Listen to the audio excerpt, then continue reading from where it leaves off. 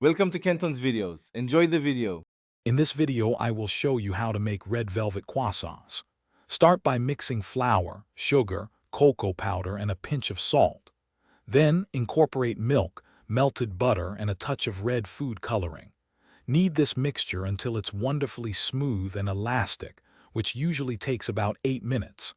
After kneading, wrap your dough tightly and let it chill in the refrigerator for at least 2 hours. Now roll your chilled dough into a large rectangle.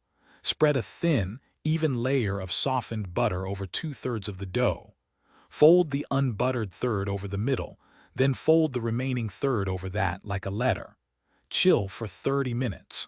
Repeat this rolling, buttering, and folding process 2 more times, chilling between each fold. After the final chill, roll your dough to about 1/4 inch thick. Cut it into triangles, each with a base of approximately 3 inches.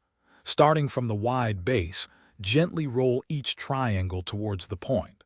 Once rolled, slightly curve the ends to create that iconic croissant shape. Place them on a baking sheet.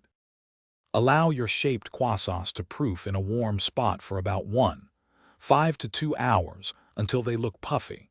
Preheat your oven to 375 degrees Fahrenheit. Bake them for 15 to 18 minutes, or until they're beautifully golden brown and flaky.